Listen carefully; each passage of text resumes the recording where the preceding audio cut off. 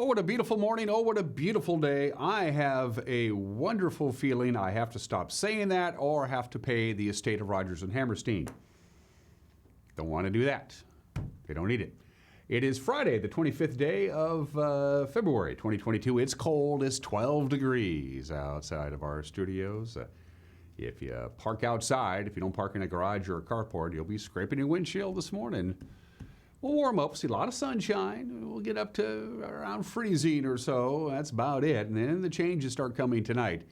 By the time you get up tomorrow morning, assuming you get up tomorrow morning, you'll see some clouds. You could see some rain, some light snow. It's a possibility.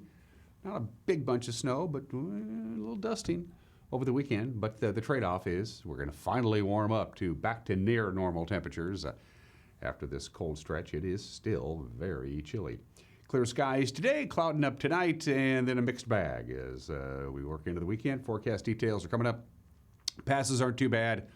Going to be not particularly fun by the time you get to the back half of the weekend. We'll talk about that. News, we'll check that box. Sports, Seattle Kraken, they gave Boston a pretty good run, but they still didn't win. They've gone a long losing streak. Well, also, and this is very exciting news, I can't tell you how good it felt to see Arch again. Been way too long.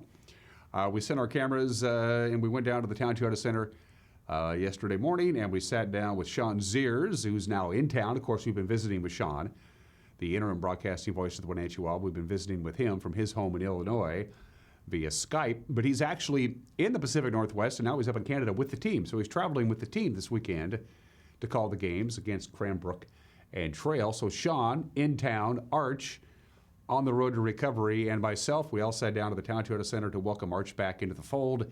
A very emotional and cool interview with Arch, and Sean sitting in as well in the back half of the program. You do not want to miss that. Let's take our tour around the valley. Beautiful clear skies. Again, it is cold. It's one of those biting cold. We had that nice warm stretch of weather. We were in the 50s. Everybody thought, hey, here comes spring. Well, we're not there yet. However, next week, next Tuesday is March. We have that to look forward to. Sunrise this morning at 6:48. Sunset tonight, 5:40. That's 10 hours and 52 minutes of daylight. When we visit again on Monday, we'll be at the 11-hour mark as we look out over the Wenatchee Valley, with East Wenatchee taking most of the attention from our cross camera. At the tip of the heights, you can see a few hazy high clouds to the north of us. Camera 2.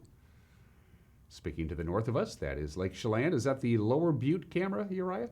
It is. 2 cameras on the CHELAN Butte, one right at the summit, just short of 4,000 feet in elevation. That one's a little bit lower and a little bit closer to CHELAN proper. So we're looking at the south shore of Lake CHELAN, heading out towards Pat and Mike's. The lake is just sitting there. Of course, it's low and sitting cold, kind of hibernating. But CHELAN is a great place to go, and they're having a big festival. A big wine and food festival coming up in March. Every weekend, as a matter of fact, in March, coming up at Lake CHELAN, which has become, of course, a destination for you audiophiles out there. Camera number 3. Oh, another view of, is that another view of the lake, or are we looking at the river? That's what? I'm sorry? That's Bear Mountain. So, yeah, another view of Lake CHELAN from the Bear Mountain camera. High above the, I'm trying to think what hole it's high above. The 13th hole, something like that. I haven't played Bear Mountain in a couple of years. I can't remember, but you look up that ridge, and that's where our camera is. So we're looking again out over Lake CHELAN from Bear Mountain. Looks a little cloudier up there than it does down here. And camera number 4, Jump Off Ridge takes a bow. That's a spectacular view. Really neat stuff there. You can kind of make out the Wenatchee Valley. You can see the haze hanging around the Stimmill Basin at the bottom part of your screen, the Wenatchee Heights jutting out in the middle of your screen. Incredible views from Jump Off Ridge. It's not an easy site to get to, even in the middle of summer, but that's the payoff for those Sky-Fi folks. They get to see those kinds of views. Okay, from the National Weather Service. Here we go. Sunshine today. Filtered sunshine, hazy, if you will. It'll eventually burn off. We'll get up to about 33. We hit 31 yesterday. 16 was our overnight low. Now our normal high this time of the year, 45. And our normal overnight low is 29. So we are in for, still have that cold weather. Tonight, the ridge that's giving us this cold, clear weather is going to start moving inland. And that means the flow aloft is going to shift from the northwest to the southwest, and that opens the doors for some systems to come in. Starts on Saturday. You'll wake up to clouds. The clouds will be hanging around all day, maybe a snowflake or two. Not a big chance, so less than half an inch if we get any at all on Saturday. And it would be late in the afternoon. We'll top off at 35. 26 for the overnight low on Saturday night. Again, light snow possible. Sunday morning, chance of snow. Then it switches over to rain. The snow level is going to be about 1,800 feet. On Sunday, we warm up to 42 degrees, so whatever snow we get ain't going to last long, at least here on the valley floor. Sunday night, we wrap up the weekend with an overnight low of 31. Again, slight chance of some snow.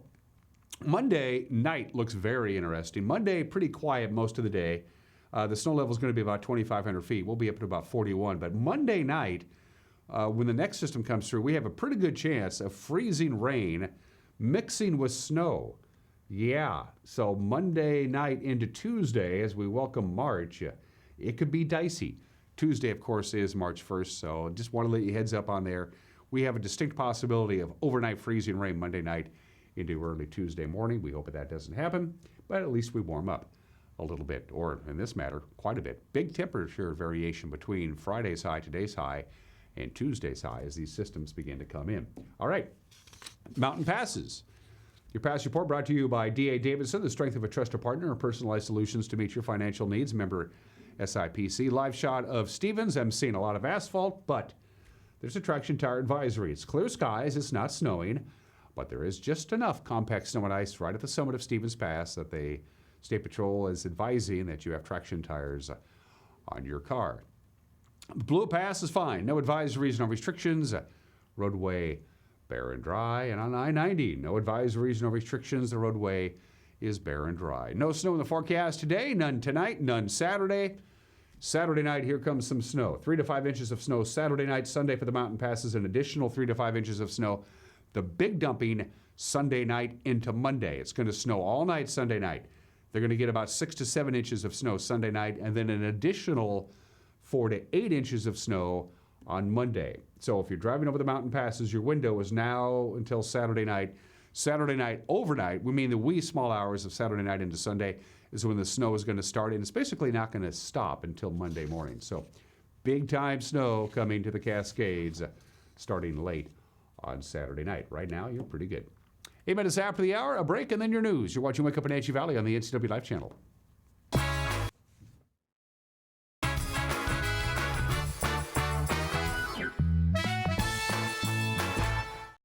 Hi, I'm Katie Joslin, and I'm a pediatrician at CVCH. We know that as new parents, you have a lot of decisions to make.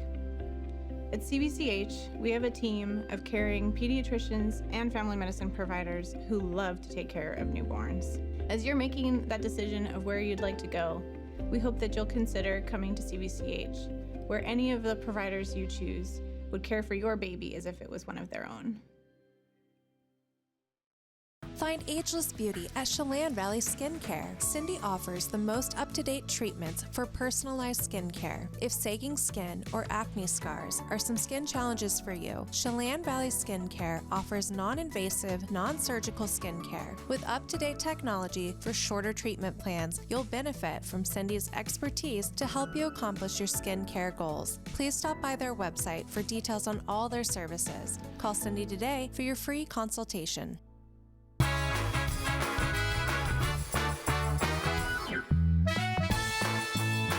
A tad hazy. Outside of that, it's clear, at least here in the Wenatchee Valley, as we just noticed. It seems to be a little cloudy to the north of us. We're at 14 degrees, slightly above freezing with quite a bit of sunshine today. Clouds roll in overnight tonight. We'll have lots of clouds on Saturday, Sunday, and Monday. Gradual warming trend, rain, a little snow at times as well, but no significant accumulations. The Eastmont School District has picked their new superintendent. She'll start this summer. The school board announcing yesterday that Becky Berg will head up the district after leading school systems in Marysville, Deer Park, and as far away as Dubai. Berg was one of the 2 finalists, along with Jerry Pugh of the Colfax School District, to replace longtime superintendent Dr. Garn Christensen, who's led Eastmont for the last 15 years. Garn is going to be retiring at the end of the school year. That's when Berg takes over. Most recently, she was the associate superintendent of the American School of Dubai in the United Arab Emirates, which serves more than 2,000 students from 82 different countries. The time when facial masks won't be required for public gatherings in our state is getting close. Not quite here yet.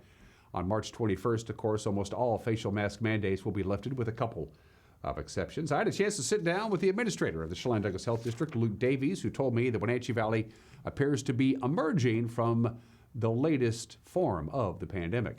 Department of Health and a lot of different agencies are forecasting that, Omicron was so quick, it moved through our population so fast and exposed a lot of different people that, right now we're in a really good window where we're going to get a break. A lot of times in pandemics, whether it's the Spanish influenza or different pieces, as people develop immune response and it goes from being a novel disease to what a lot of people are calling kind of an endemic disease, we see this shift in protection and what that looks like. And so we're going to still maintain our surveillance programs. We're still going to make sure we're keeping an eye out for anything coming down the line. But public health in general, we're really optimistic that we're going to be able to move into this March season. The hospitalizations will continue to decrease. The case rates will continue to decrease. And as that happens, we'll be able to get back to a sense of normalcy. The masks will be able to come off. There's still going to be areas where people are going to still need to wear masks with highly vulnerable individuals, like long-term care facilities, congregate settings, hospitals, clinics. And so, we just ask the community to be patient and kind, to make sure that they're understanding that you don't know people's situations, right? You don't know if someone's had a solid organ transplant. You don't know if someone is immunocompromised. So if you see someone wearing a mask, understand that they might have other stuff going on. State Senator Brad Hawkins has managed to get $300,000 into the proposed state capital budget to repair and upgrade Wenatchee's aging public pool. The overall cost could be nearly $890,000. Mayor Frank Kuntz has suggested replacing the pool with a regionally funded aquatic center sometime in the future. Hawkins is asking for another $550,000 towards the repairs and proposed supplemental budget over the next year. It's not all of the funding that is needed for the project, but I know it will certainly help the city of Wenatchee. And the city already received a $350,000 grant from the state's Recreation and Conservation Office. So I'm trying to help the city close the remaining funding gap this session. I like the regional aquatic center concept that Mayor Kuntz suggested. I think the pool is definitely a regional asset, and it doesn't seem fair that the city alone has to bear the cost of all the operational expenses and capital improvements. The $956 million capital budget passed the Senate on Wednesday. It went to the House yesterday. That's what's making news at 13 minutes after the hour. It's been a busy news week. It happens sometimes. A lot of things going on. You want to keep informed, stay in the loop on what's happening in the Wenatchee Valley, North Central Washington. We invite you to watch the evening news with Grant Olson and Eric Granstrom every weekday at 5 o'clock, 6 o'clock, and 10 o'clock with a preview of the Friday night news. Here's Grant. Good morning, Dan. Coming up tonight on the NCW Life Evening News, dry and chilly weather today, and then warmer and wetter this weekend into next week. I'll have all the details in your complete North Central Washington weather forecast. And in sports, Eric Granstrom has a look at last night's college basketball action, as well as what's on tap in high school state tournament basketball games today and this weekend. That and all the day's news stories coming your way tonight at 5, 6, and 10 on the NCW Life Evening News. We hope to see you then. Dan? Thank you very much, Grant. Don't forget, you got a news tip. Hey, we'd love to hear from you. Bottom of your screen. It's all right there. Facebook, website, email, phone number. Get a hold of us if there's something out there that you think deserves a news story or should be landing on our radar. 14 minutes after the hour, when we come back, sports. They went to overtime last night at the Climate Pledge Arena. Highlights from the Bruins and the Kraken. And we got that with sports. We'll have the obscure holiday today in history, some celebrity birthdays, an opinion from Mike Mad Dog McNaughty. And for the first time in nearly 2 years, Arch Ecker returns to Wake Up Wenatchee Valley, a great interview that you don't want to miss. It's all coming up. You're watching a Friday edition of Wake Up Wenatchee Valley on the NCW Life Channel.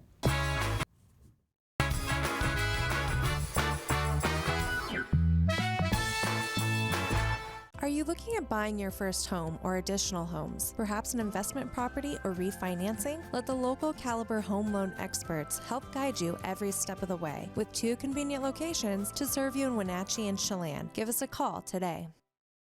Brian's Pizza and Bowling is changing their name to That Pizza Place. Now, there's still your same favorite locally owned family pizza and bowling center, That Pizza Place. Come hang out in downtown Cashmere.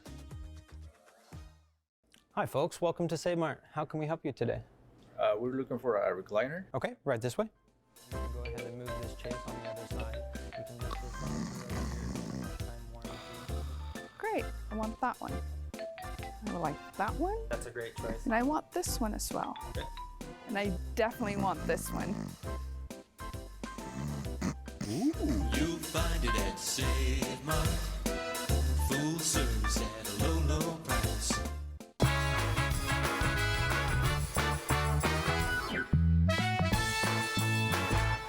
"16 minutes after the hour, they came close, the Kraken did. In fact, they got into overtime against the Boston Bruins, but nope. They lost again. The final was 3-2 again in overtime at the Climate Pledge Arena. Seattle got on the board first, a shorthanded goal by Mark Giordano, but the Bruins shut the door in the extra period. One of 2 goals for Seattle here against the New York Islanders. Now Giordano right in. He scores! How about that? Nice move. Holla holding onto it. It's out in front. It's batted around and in. Jake DeBrusk.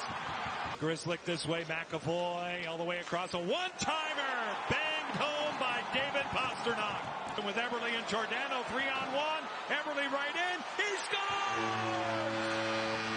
Gains entry goes wide. Shot taken. He scores. He leaks it through. Jake DeBrusk with his second goal tonight. Boston wins it in overtime. Kraken is off until Sunday. They'll head south to take on the Sharks in San Jose on Sunday night. The Wenatchee Wild heading north for 3 games, starting tonight in Cranbrook. The puck drops at 7 tonight, 7 tomorrow, and then 3 o'clock Sunday when they'll be at Trail. Sean Zears is actually on the road. He's with the team. He's going to call the games locally on KPQ. And we had a chance to get out and talk with Sean and the one and only Arch Ecker before the team headed out yesterday. Ecker will talk about his near-death experience from that car crash and his recovery in the back half of this program. But he had a message for you Wild fans from Arch Ecker. He says, come out and watch this team. Effective March 1st, Vax card mandates are lifted. It's no longer required to come into the game. Just come on in and join a couple thousand other Wild hockey fans, make a lot of noise, and go crazy and support this team, because the team, through it all, continues to do good work in the community. They continue to help with youth hockey players. They continue to help with local schools, elementary schools, and they deserve the support. So come on out and let's go Wild. So good to see Arch again. My complete conversation with Arch and Sean in the back half of this program. All right, scoreboard. Les Schwab men's college basketball. Last night, Eastern beats Northern Colorado's 85-76. Top-ranked Gonzaga took care of the Dons in San Francisco, 89-73. On the women's side, Haley Van Lith, 13 points. Fourth-ranked Louisville over Pittsburgh, 66-55. Eastern beat Northern Colorado by 6. Gonzaga peppered Pepperdine, 85-41. Washington edged Cal by 1. And Washington State lost to Stanford, 61-54. The Lady Cougars have never beaten Stanford ever in program history. Coming up on Saturday, Washington is at Stanford. Washington State will visit Cal. Eastern will be at home against Sacramento State. On Sunday, Louisville will take on 14th-ranked Notre Dame. That's at 9 a.m. Sunday morning on ESPN2.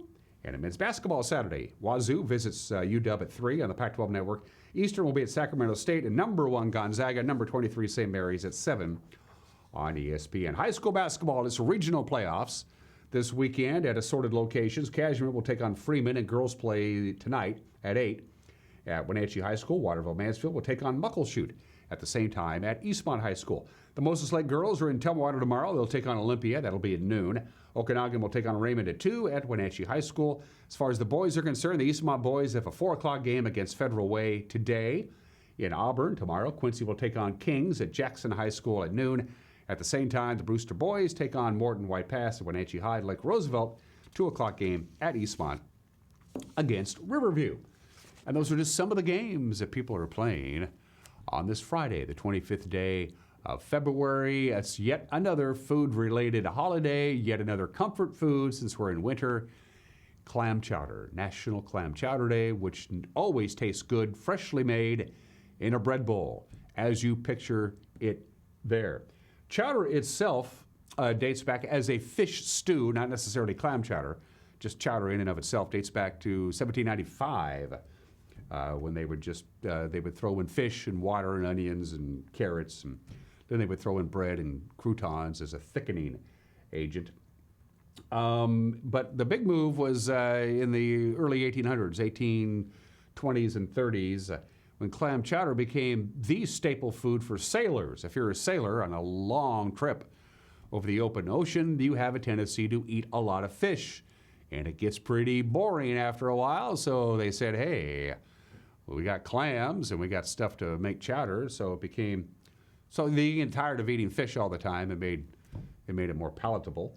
And then you go. And now clam chowder is everywhere. There's all kinds of different clam chowders. Of course, there's Manhattan clam chowder and Rhode Island clam chowder and Long Island clam chowder with different variations. Fresh clam chowder, which is not that hard to make. Pretty simple. Recipes are everywhere. Nothing against Progresso or Campbell's or any of those, but clam chowder in a soup can just doesn't cut it. Got to be fresh. It's not that hard to make. National Clam Chowder Day today. Today in history, one notable sporting event. Muhammad Ali began his legendary rise to become the greatest of all time on February 25th, 1964, 58 years ago today. At the time known as Cassius Clay, he knocked out Sonny Liston. Sonny Liston did not come out for the seventh round because he was hurt, apparently. Either way, Muhammad Ali just whipped Sonny Liston at Miami Beach to become the undisputed heavyweight champion of the world. He was a 7-1 underdog. He became the champ on this date in 64. 22 minutes after the hour, 3 birthdays. Thurston Howell III on Gilligan's Island, and of course the longtime voice of Mr. Magoo, and he played James Dean's father in A Rebel Without a Cause, the great Jim Backus, born in the state in 1913. A great number of his lines as Thurston Howell III on Gilligan's Island. He did a lot of ad-libbing, and they let him do it because he was really funny. He often went off script, and it was all the characters could do to keep from breaking up. Watch it. You'll know what I'm talking about. Jim Backus, born in the state in 1913.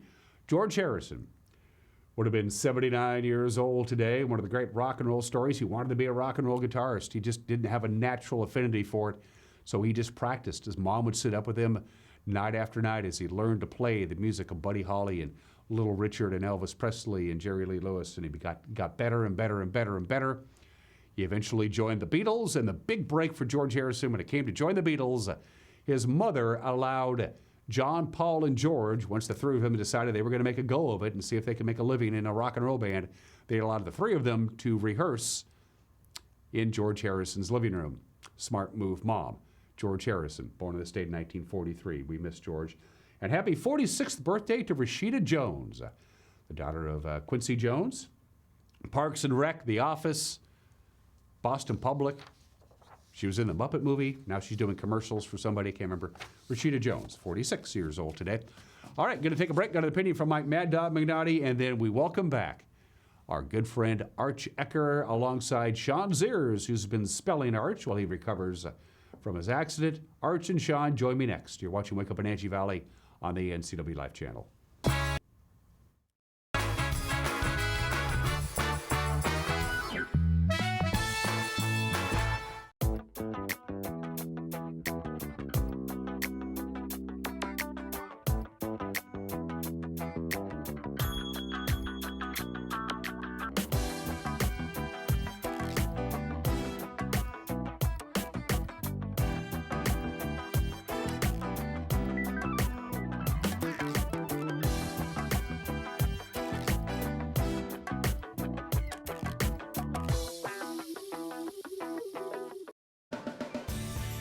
If you are looking for dependable car service and repair, visit the good guys at Quick Lube and Tune. They've been keeping cars and trucks in the Wenatchee Valley running smooth for 35 years. Quick Lube and Tune is your hometown shop for a 10-minute oil change, complete tune-ups, alignments, brakes, mufflers, air conditioning service, and more. Get more life out of your vehicle by bringing it to the local guys you can trust at Quick Lube and Tune on South Wenatchee Avenue. With all the variety on SureStream TV from Localtel, there's always something to watch. But what if you hit the couch in the middle of all the shows? That's a perfect time to use the features Catch Up or Restart. Catch up on shows from up to 3 days ago, or restart your show from the beginning. Go to your guide and select the show to restart. Then play, pause, rewind on your schedule. Don't forget, SureStream TV from Localtel lets you decide when shows begin.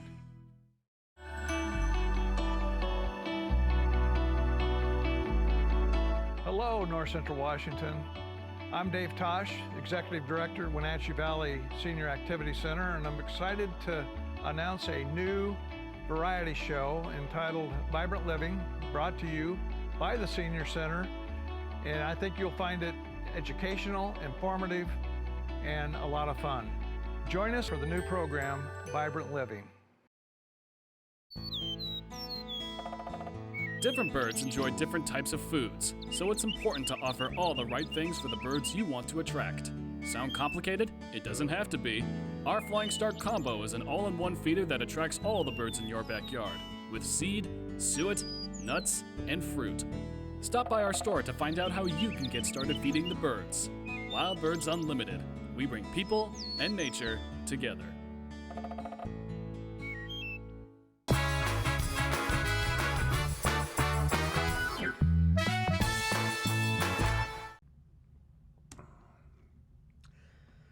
Hey, this is Mike Mad Dog McNutty, and everybody is entitled to my opinion. So a friend posted on Facebook that Jesus was a socialist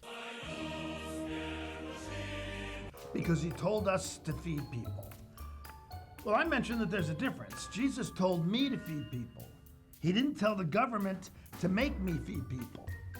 So, of course, some people jumped on my case for being, self-righteous, blah, blah, blah, whatever I don't know. But look, you can attribute Jesus to your economic philosophy or your political beliefs, right or left. But it's not a question about whether Jesus is on your side or not. It's a question of whether or not you are on his side.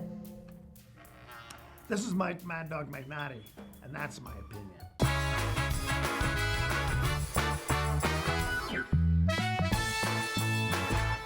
NCW Life Channel is your local TV station. We provide the latest news from around North Central Washington weeknights at 5, 6, and 10 o'clock with Grant Olson. If it's happening in your neighborhood, we have you covered with a staff of reporters who are always on call. Grant will also keep you up to date on the latest weather, and Eric Grandstrom covers sports. It's all on your local TV station, the NCW Life Channel. I'm John Divis from Wenatchee Dental Arts, and I like to think myself as a comprehensive dentist. We are an office that treats people comprehensively for their dental problems. We do a lot of general dentistry in a broad sense. We don't send everything out. Things that we have the ability to do in the office, we like to keep in the office and under one roof and keep things as complication-free as possible. You can come to one place and have all their dental needs taken care of. Did you know that nearly 50% of pet poisoning cases involve human medications and prescription drugs? Sometimes the culprit's a curious dog, but cats get into their share of trouble as well. Other times, pet owners mistakenly give their pets their own medications that are safe to people but toxic to their pets. Dr. Shauna Baez and her staff care about your pets. Go to pawsandclawsvh.com for a complete list of medications to avoid or call 888-PAWS.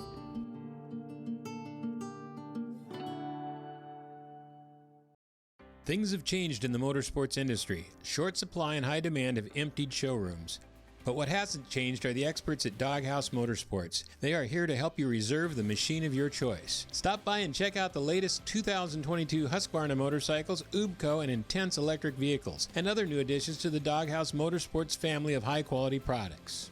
Over the last year and a half, the industry's absolutely changed. but the doghouse is still your best option for all your power sports needs. Are you a take charge kind of person? Consider a career as a health unit coordinator.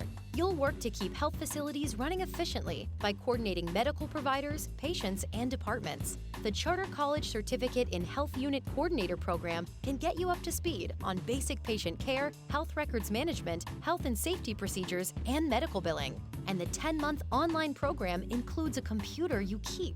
Get started at chartercollege.edu, where we work to get you to work.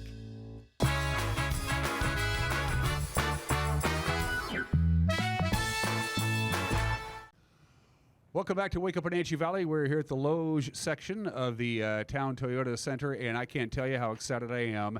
Sean Zears has flown in from Illinois. He'll be hopping on the bus a little bit later on today, up to Cranbrook, eventually to Trail, and then back to Illinois. Sean, of course, is the interim broadcasting voice of the Wenatchee Wild. And the prodigal son returns. It's been almost 2 years since we've had a chance to visit with our good friend. Give it up for, I'm sorry, the name again? Arch Ecker. Arch Ecker is joining me, who's back in the saddle again. I love you. I miss you. It's good to have you back. Well, thank you, Dan. It's good to be here. And, you're still hosting the show, so I get to see you again. So I lost $1 to myself.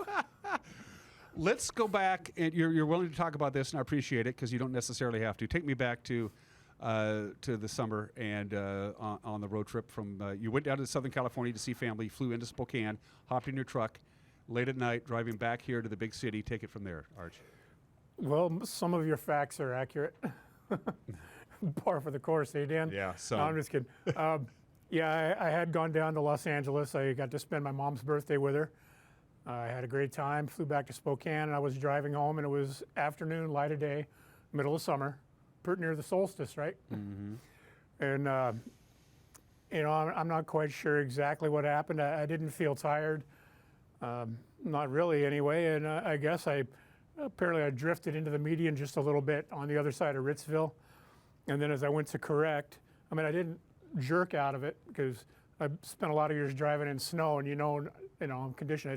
Didn't jerk. I was coming out of it slowly, but I think what happened was the back tires got into that dirt, and then the cruise control kind of kicked on and spun. So all of a sudden it shot out, and then I tried to correct. The next thing I know, I was corkscrewing, and I rolled. I don't know. I'm sure it was at least 3 times.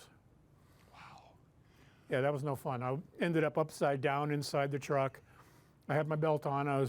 My arm was pinned. I couldn't move it. And then they came and they cut me out of the seat belt. And then they told me I had to crawl out of the truck. And I'm like, well, I don't know if I can do that. And they said, well, you're going to have to because there's no way we can get in there to get you out. You're going to have to crawl out. And I didn't know at the time, obviously, but I had 6 broken ribs, 3 fractured vertebrae, a fractured clavicle and a cracked sternum and a bruised lung and lacerated intestines. But I didn't know any of that. All I knew was that my ear was bleeding and my arm hurt. But yeah, I was able to crawl out, and once I did, I rolled over on my back, and they ended up, long story short, I ended up in Spokane in the hospital there for 80 days. And then they transferred me to a rehab in Tri-Cities, and I was there for 27 days, so 107 days total. And I How many came home. surgeries? I had 5. Yeah, and I still have another 1 or 2 to go, but I've made a lot of progress in the last couple of months. At the very beginning, it was really slow going. The increases were very small and incremental, but as of right around Christmas, I got to where I could get up and down the stairs in my apartment, get up because the shower's upstairs, so we had to do a makeshift thing downstairs. That was no fun. I had a rented hospital bed, had a ramp to get out the front door with a wheelchair. The wheelchair I almost never use anymore unless I'm going a real long distance. I still have it. But, and I had a walker for a while, and the walker's gone. I just use a cane now. I've walked a whole lap around this building. I can get upstairs to the crow's nest and broadcast up there. Being able to broadcast at all was a huge leap. I had intended to try to be ready for opening night, and as it came up, I just had to be honest with myself and recognize I wasn't ready. my body wasn't ready. It couldn't handle it.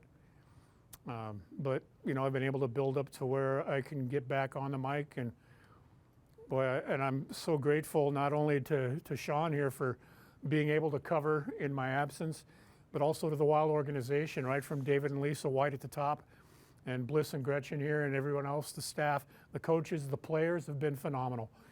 At no time did I ever feel that my position was in jeopardy. They were very clear right from the get-go. You just worry about getting healthy, and when you're ready, your spot's here.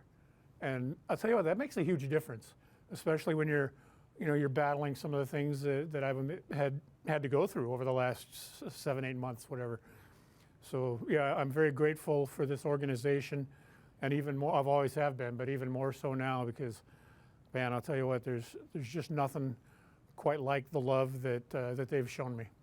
Was there a moment in your recovery, be it in Spokane or in the Tri-Cities when you're in rehab, or even when you made it back home to Wenatchee, that you finally said, I think I'm going to make it. I'm going to be okay. I know I damn near died, but I'm out on the other side, and I'm going to be okay as long as I do what I need to do and do the doctor's orders and do my physical therapy. I'm going to make it through this.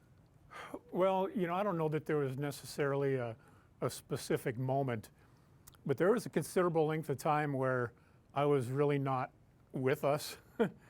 I was in my head had created this fantasy world that I was living in, and I was largely unaware of what was going on around me. And as the fog started to lift from that, and I started to become aware of where I was and what was really going on. I mean, I kind of knew, but like I remember one time I asked my friend Sherry and said, hey, how long have I been in here? And she's like, 45 days. I'm like, no, I mean like since the wreck, because I was sure. I would have bet my bottom dollar I'd been in there at least 9 months. I knew it was 2022 because in my head I had already envisioned that. I just knew it, and I was wrong. I mean, at one point, Dan, this is a true story. They asked me, they go through these cognitive things. They go, do you know where you are? Do you know why you're here? Who's the president? Blah, blah, blah. Who's your favorite football team? And then they asked me, they go, and can you state your full name? And I could not. I could not state my own name. I knew my last name. I could not think of my first name for anything. And so, that's kind of the depth of where it got. But as far as, coming back, the first steps, once I started realizing that, what I'd been through and where I was at, I started to realize, I think I may have been through the worst at this point. And, there's always, are you going to make it? Well, make it depends on what your definition of make it is, but the doctors were pretty encouraging along the way, and they said, we anticipate a full recovery for you. It's going to take some time. We don't know how much time. There's no way we can give you a time frame, but you just mind the small stuff, and the big stuff's going to take care of itself. And by and large, I mean, it's doing it. I still have a little ways to go, but clearly through the worst. They gave you a great welcome back present on Friday night. The team did, didn't they? Vernon coming to town, a good Vernon Viper team, and the signs were out. Your support staff was here. People were sending you the love, Arch. I know you felt the love. Walk me through Friday night and coming back for your first game in nearly 2 years. Well, that was phenomenal, and you could say they gave me a gift. I gave them a gift because I said he scores 5 times. So that was me. I did that.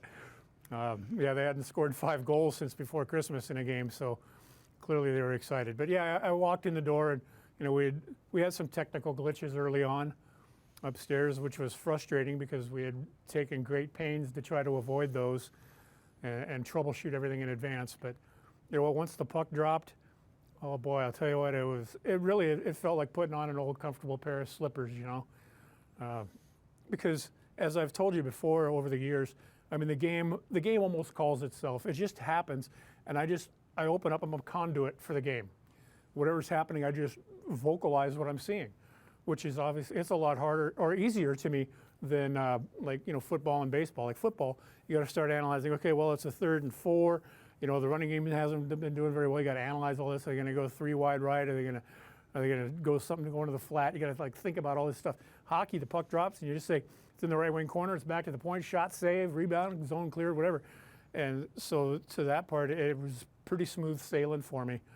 because I guess, you know, it's second nature for me at this point. I mean, 25 years plus of doing it. And so, yeah, that part was great. And seeing the, you know, the signs up in the stands, and, you know, some of them were from people I knew and some of them were people I don't know, but it was just amazing. And, you know, going back even a little bit further, right before Christmas, was December 18th, which was the first game I came back to. And we won that game. We were playing Merritt, and I was sitting over in the wedge on the other side, opposite from where Ernie sits in the AV booth. And at the end of the game, the players all skated over and gave me a stick tap salute. Man, I'll tell you, even right now, just relaying that story, I get a chill.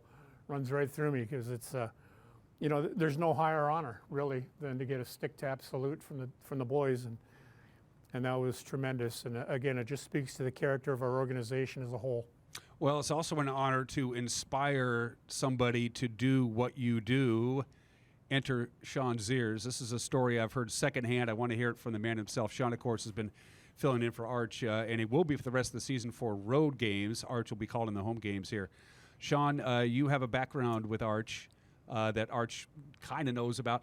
Talk me through your history with Arch, and I'll let you just take it. So 3 years ago, I moved to Topeka, Kansas. Topeka, Kansas was where Arch was calling hockey games for many years for the Topeka Roadrunners. And he had left the area. The team was still there, and then it was bought by Lamar Hunt Jr., who obviously owns the Kansas City Chiefs. So when I got to Topeka, I was supposed to do a morning show. I wasn't expecting to do hockey play-by-play. That was not in the cards. And I was like, oh, are you kidding? This is great. So I met with Lamar, and I met with the general manager, met with everybody, and 2 years down the road, I'm calling hockey games. Enter 2020, and the team ends up moving. I end up losing the play-by-play job because, well, there's no team, no league, everything's shut down. So I wasn't calling any hockey games. And then one day, as I'm working at my new job in Illinois, because I moved back to Illinois, I get a message from a mutual friend of ours. Her name's Georgia. Georgia's like, hey, they're looking for a remote hockey play-by-play guy in Wenatchee. You might want to send some interest to it. And I'm like, really? Okay. Sure enough, one thing led to another. I connected with Bliss, and the rest is history. And I have to say, it's been surreal. I think that people during the pandemic were calling games all the time remotely. I mean, you saw hockey, football, basketball, everything was done remotely. But, you know, they have like technology to be able to have like 10 big screens and, you know, all the other things, where I have a little screen monitor and I'm at the mercy of Hockey TV and camera operators who are interns in all these other buildings. So needless to say, it's been enjoyable, fun sometimes. You kind of have to like go on the fly and just kind of impromptu things many times, especially when you lose feeds. But no, it's because I would listen to Arch when I was actually calling the games for Topeka. I would actually watch those games after I'm done and go home, because we were in the Central Time Zone. So I'm able to watch Wenatchee in the BCHL games. And I was like, this guy's good. Yeah. You know, he's like, you know, he's been doing it for so long, and I strive to be, because I've only been doing this for 2 years. I haven't done this my whole life, and it was my lifelong dream to do it. So when this opportunity came about, I was like honored. I was like, yes, I would love to do it, because I never got closure. I've been telling people that. There's never been closure with me when they took away the play-by-play job, basically when the team moved. I never got a chance to say, one, goodbye, two, to finish out what I wanted to do. And this gives me an opportunity to do that. So I've been doing it, and that's the reason why I'm here, because, you know, it's a lot better just to call a game in person. Well, yeah, I mean, you get the ambience, you're there. I mean, you're not at the mercy of an intern camera guy who's going to show you the back of a post, and you have to make it up until he figures out how to get the camera back in focus. When was the last time you called a game in an arena? It was February 15th, 2020, because the next day I was on a plane to Jamaica on a honeymoon. Oh. That was also the last game that Topeka played at home, ever. Because they went on an extended road trip, because Arch knows this about Topeka. That building never gets used for hockey during the times that it should be used, because they have other events that are going on. So they had a month-long road trip, and they went Texas and Louisiana and everywhere else. So February 15th, 2020 was the last time I actually called a game in person. So tomorrow night, or Friday night, Saturday, and Sunday are going to be, it's going to be surreal for me. And I've never been to Canada before, so this is like eye-opening for me. I get a chance to go to Canada for the first time, so I'm really excited about that. And I'm excited to get to know the players that I've called and the organization, Chris and Tom, everybody. Just getting to meet everybody, it's going to be fun. Well, the Wild is one of the class organizations in the British Columbia Hockey League that's well known, all the way, as you mentioned, from Dave White and his lovely wife and the ownership, all the way down to Bliss and the Clarkey and the crew. They have built a reputation as a first-class organization. You fell into a really good deal. Unfortunately, the circumstances were what they were, but this has been a really good marriage. I've enjoyed listening to you call games. I can't wait to hear you call more games, Arch. I can't tell you how good it is to see you again. It's been almost 2 years. Let's do a little hockey talk while we're here. We'll let both of you handle this. Cranbrook, an expansion team. They played they played against each other in almost like scrimmages last year in what passed for a hockey season last year during the pandemic. So this is really their first full season in the league. Cranbrook, the Bucks. You'll be up there for a couple of games. What do you know about these guys? Plan of attack. Talk a little bit about Cranbrook, and then we'll move on and talk about the Sunday matinee. Well, I know they've had Cranbrook's had our number. I know that much. Again, when it's an expansion team, or decent expansion team too. I mean, they're over 500. The one thing that I think that stuck out to me when they were playing Cranbrook was just how good the goaltending was up there. It's always been something to watch goalies get really hot, and that's what they were facing when they were playing Cranbrook. Now, I think it's going to be good for Wenatchee to get a good start.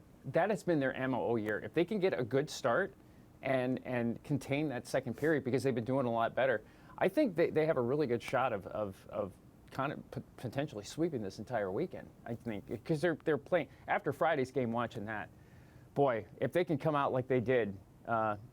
First period, and Arch, you might be able to agree with me on this. It seems like every game, the first period, it's almost like a feel out. Almost does, because no one scores. They just kind of feel out a little bit, and then, woof, everything opens up in the second period. It literally happens. And for Friday night's game, that was great that they were able to really just blow open the doors. And if they can continue to do that here, I think they have a really good shot. Have you been able to follow the team as closely as you would like to? I know from a physical standpoint you can't be here as often as possible, but I haven't had a chance to talk to you. Your impressions of this year's Wild team? They started out slow. They picked up some momentum. They're going. They're feeling good. I think they're playing pretty good hockey. Your impressions of this year's Wild franchise, Arch? Well, I've watched every minute of every game all year, so I haven't been that distant. And, we knew coming in that it was a really young team. And it was built that way because, in essence, we're almost like an expansion team because we didn't play at all last year. And we brought back Quinn Emerson and Hunter Hastings from 2 years ago. But other than that, it's basically brand new. Cade Littler had played a couple of games with us. Owen Bond had played a couple of games as an affiliate player 2 years ago. But other than that, it's brand new out of the gate. And we knew that it was going to be some growing pains early on. And, and the team, it's been interesting to watch the little nuances. Like, for example, in the very beginning, the power play was horrid.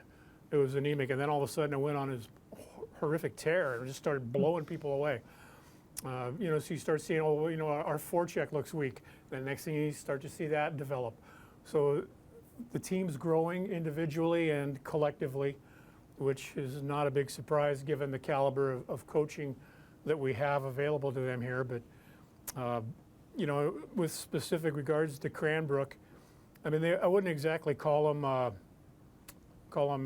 scrimmages and whatnot in that pod season. I mean, they were full games, but they would just put 3 teams in one location and you just played each other.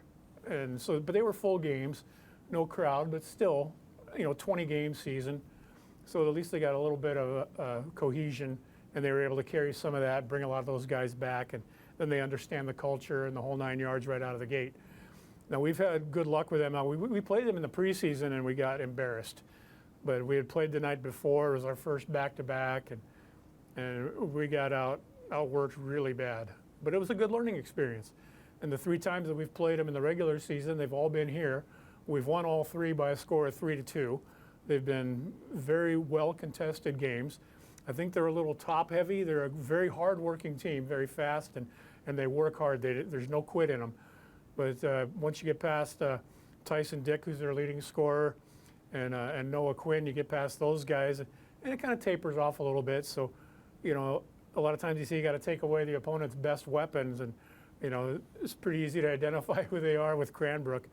But you know, again, at the same time, you can't sleep on the rest of the squad. But if you can keep those guys in check, then that bodes fairly well for you. Trail's been they've been on the skids lately, and you know what? We all go through it. I mean, we went through it a few times, and I think they're maybe winless in their last 7 or 1-1 in their last 7, something, and that's allowed us to pass them in the standings incrementally. I mean, it's kept by percentage points, which seems weird, but let me explain to you why they're doing that, and you may know as well. But at one point when the schedule was first constructed, it was unbalanced in that you know, those teams are going to play 54, the Wild were only going to play 50, you know, and then with potential cancellations. By the time they got to the end, they didn't want to say, well, you know, you played 5 fewer games, so if they used to do it by win percentage, that's the equilibrium there. And so now we're back to where everybody's playing 54 games, and so points are really could be the barometer, but I think they left it at percentage just because, you know what, you never know. Mother Nature could step in and throw a wrinkle in there, and so I think they're doing that. So we have 1 game in hand on Trail, and we're just a few percentage points ahead of them, or actually hundredths of a percentage point. But you know, and they're a team that, you know, in their barn, they're tough. They got a nice little barn over there. It's old, it's full of character. It's and you're gonna love it there. You're gonna love it. It's like a tiny little town, but boy, that rink it's the center of everything, and they do a real good job there. And they got some talent too. So we've come up short the 2 times we played against them. Once was in overtime, but they were very good games. They were early in the season too. So of course, you know, they've likely improved since then, and we're a little bit different than we were when we faced them back in October. But yeah, I'm really looking forward to a good telltale game, and it's going to be a good marker and see where we're at when we get through this weekend. A couple more questions, and we'll cut you loose. As you mentioned before, the Wild, it was kind of a cattywampus schedule, and then games got COVID canceled, and then they got brought back, and then they started playing Wednesday games. The advantage of this, with the Wild starting out the first 2 weeks on the road, is that the schedule is really home heavy towards the very end of it as they get closer and closer to the playoffs. We'll be playing a lot of games here in our rink, in our home. Talk about the importance of that. That's gonna help us, is it not? And I'll let both of you tackle that one. Yeah, well, so 8 of the last 12 are at home, and obviously they'll have me upstairs, so that's going to help them. Yep, exactly. But you can go. I mean, you've watched all the games as much as anybody else, so. Oh, I think it's very important to have home games, especially towards the end of the year. I mean, look at the beginning of the season when they were on the road for the first. It seemed like the almost month, and then they finally got a home game. And when they did, they weren't here that much, and it seems like they haven't been here a whole lot. So it's like to get these home games in March against some really good opponents too is really important, because I always say this: you don't want to be in 8th and you don't want to be in 7th. You don't want to face Penticton and you don't want to face Salmon Arm in the first round. Although it'd be great if you could, but I think you have a better chance of advancing if you get that 6th, 5th, even get the home ice advantage in the first round in the 4th. And in order to do that, you have to beat the Cranbrooks, and you got to beat the West Kelownas, and you got to beat the Vernons. And they've been doing that. So just continue what you're doing, and I think home ice advantage helps immensely too, especially when you have the last line chain and you're closer to things. It's very important. And if the crowds are anything like they were on Friday night for Military Appreciation Night, we're in for a sweet ride as we head on into March and into the playoffs. Arch, I'm going to let you take it home. Your camera's right there, buddy. Anything you've become very much a part of the Wenatchee sporting community and the Wenatchee family and the Wenatchee Wild family. We've all fallen in love with the way you call a game and your personality. It's been so long since we've actually had a chance to visit. And if you have any message out there for Wild fans or just the North Central Washington area, I'm going to let you take it home. Arch, that's your camera right there. It's all yours, buddy. Well, you know, one of the things we've seen this year is that people have been reluctant to come to games because of the vax card mandates, which was a big stopper for some people. Some people just on the principle of it, and other times it's just simply the convenience because maybe it gets to be Friday night, you want to go to the game? Oh, well, I didn't get tested, I'm unvaxxed or whatever. And then so people weren't coming. And, you know, and sometimes you'd call people and say, hey, would you like to come to the game? And they're like, you still have the vax card mandates? Yep. They hang right up. You know, for whatever reason, it's been a real thorn in our side. It's been really difficult to battle through that. But effective March 1st, vax card mandates are lifted. It's no longer required to come into the game. Just come on in and join a couple thousand other wild hockey fans, make a lot of noise, and go crazy and support this team, because the team, through it all, continues to do good work in the community. They continue to help with youth hockey players. They continue to help with local schools, elementary schools, and they deserve the support. So come on out and let's go wild.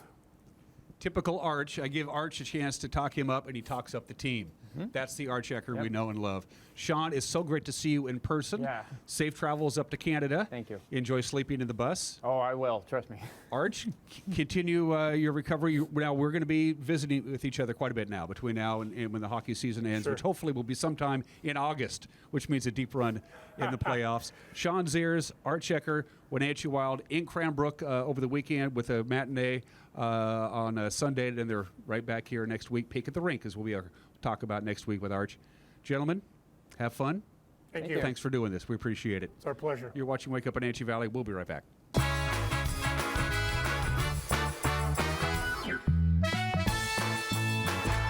Club Crow Bar and Grill in Cashmere is your place for famous blues, brews, and barbecue. We are your one-stop bar and grill, serving breakfast, lunch, and dinner 7 days a week. Hi, Justin here, owner of Club Crow Bar and Grill in Cashmere. Looking for a fun night out? Join us at Club Crow. We have live bands to rock the night away, comedy to make you laugh, and if that's not enough, we have poker every Monday and Wednesday night. Club Crow in Cashmere has it all. Check out our Facebook event page for dates and times. Club Crow Bar and Grill in Cashmere, the coolest place in town. Introducing Alpine Airman. Because every home needs a superhero to eliminate poor indoor air quality, send inefficient operating equipment packing, and cut high energy bills down to size. For heating or cooling and equipment replacement, turn to the experts and the superheroes at Carrier and Alpine Air. We offer the best deals on high-efficiency Carrier products, along with friendly, knowledgeable service and incredible savings to fit your budget. Mail It Your Way in East Wenatchee has new local owners. Need a mailbox with a physical address? Mail It Your Way has them in a variety of sizes. Postal service and FedEx shipping, packaging, printing. Stop by Mail It Your Way in East Wenatchee on Grant Road next to Glaze. Connect with us on Networked as we introduce you to the people and organizations who are leading innovation in the region. Get inspired, engaged, and networked right here on the NCW Life Channel. Since 1932, Camp Seneca, nestled on the beautiful shores of Lake Wenatchee, has provided children grades 1 through 12 with the ideal location for kids to learn new skills, have fun, and make friends while creating memories that will last a lifetime. Camp Seneca's rustic log cabins and their staff serve to provide each group a unique summer camp experience. Register for Camp Seneca today, www.campfirencw.org.